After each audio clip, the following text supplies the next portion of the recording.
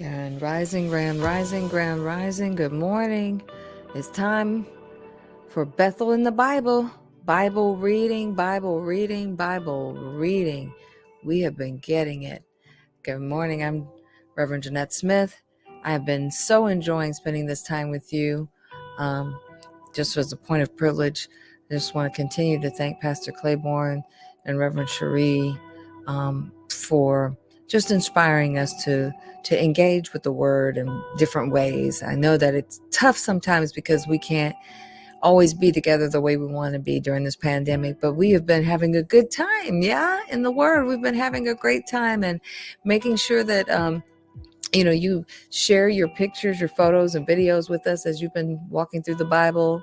Post them with the hashtag BIB or hashtag Bethel in the Bible. Now look, some of y'all been emailing me your pictures and putting the hashtag in the email. That's not how it works. When you post it on Facebook right here where you're watching, or YouTube right here where you're watching, or Twitter right here where you're watching, use the hashtag in the post. And that's how I pull them up, and I pull all the pictures up together. Okay. So that's how that works. But if you want to email them to me, you can do that as well. We're just happy to see you in the word. We're just happy to see you in the word. And thank you for the birthday wishes yesterday. Appreciate you. And Elder Strong as well. We call ourselves JS223 because we're both the initials JS, Janette Smith, Jamel Strong, and we both have the birthday of February 23rd. So if you've ever heard us say JS223, that's what that's about. So thank you for loving us and supporting us. Let's get into this word. Make sure you share this out.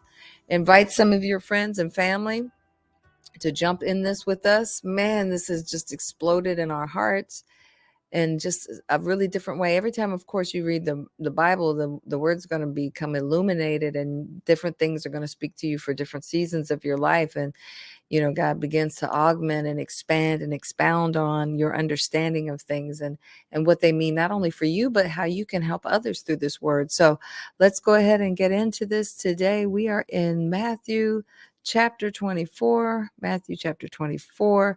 And as always, we come out of the New Revised Standard Version. In fact, this is the chapter. This has one of my favorite teachings in it. So let's get to it.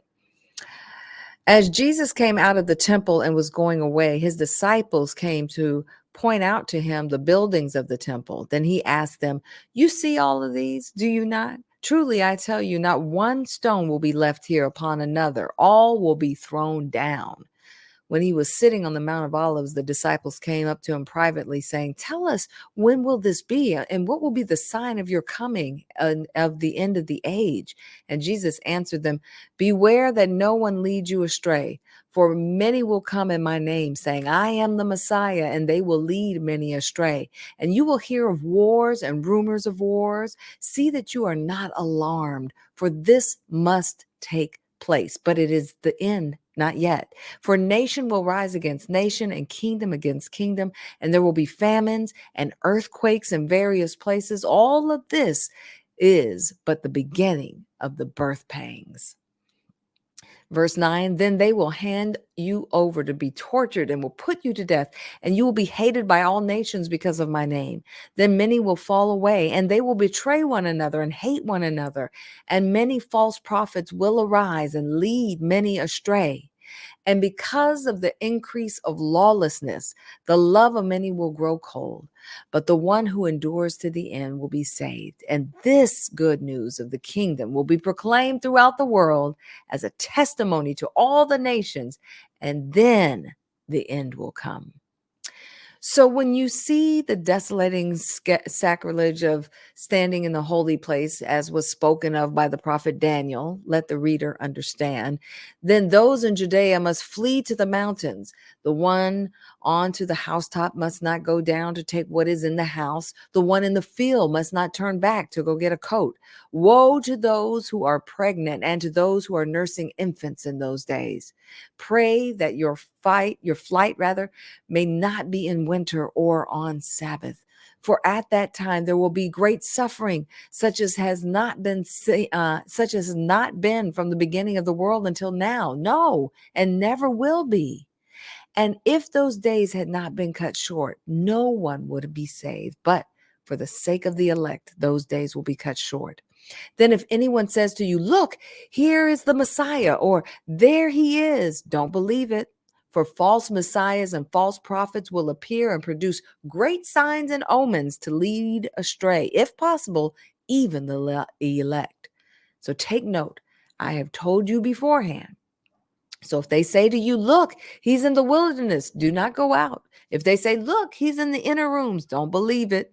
For as the lightning comes from the east and flashes as far as the west, so will be the coming of the Son of Man. Wherever the corpse is, there the vultures will gather. Immediately after the suffering of those days, the sun will be darkened and the moon will not give its light. The stars will fall from heaven and the powers of heaven will be shaken. Then the sign of the Son of Man will appear in heaven, and then all the tribes of the earth will mourn, and they will see the Son of Man coming on the clouds of heaven with power and great glory. And he will send out his angels with a loud trumpet call, and they will gather his elect from the four winds, from one end of heaven to the other. And this was my favorite that I was telling you about. From the fig tree, learn its lessons. As soon as its branch becomes tender and puts forth its leaves, you know it's summer. You know summer is near. So also, when you see all of these things, you know that he is near at the very gates. I tell you, truly I tell you, this generation will not pass away until all of these things have taken place. Heaven and earth will pass away, but my words will not pass away. But about that day and hour, no one knows, neither the angels of heaven nor the Son, but only the Father. For as the days of Noah were, so will be the coming of the Son of Man. For as in those days before the flood, they were eating and drinking, marrying and giving in marriage until the day Noah entered the ark, and they knew nothing until the flood came and swept them all away. So too will be the coming of the Son of Man. Then two will be in the field, one will be taken, one will be left. Two women will be grinding meal together, one will be taken, one will be left. Keep awake, therefore, for you do not know on what day your Lord is coming. But understand this: if the owner of the house had known in what part of the night the thief was coming, he would have stayed awake and would not have let his house get broken into. Therefore, you also must be ready, for the Son of Man is coming at an unexpected hour. Verse 45, who then is the faithful and wise slave whom his master has put in charge of his household to give the other slaves their allowance of food at the proper time? Blessed is the slave whom serves his master will find at work, whom his master will find him at work when he arrives. Truly, I tell you, he will put that one in charge of all of his possessions. But if that wicked slave says to himself, my master is delayed, and he begins to beat his fellow slaves and eats and drinks with the drunkards, the master of that slave will come on a day when he does not expect him, at an hour that he doesn't know. He will cut him in pieces and put him with the hypocrites, where there will be weeping and gnashing of teeth. Whew, gnashing of teeth. Stay woke. Stay woke, folks. Stay woke, family.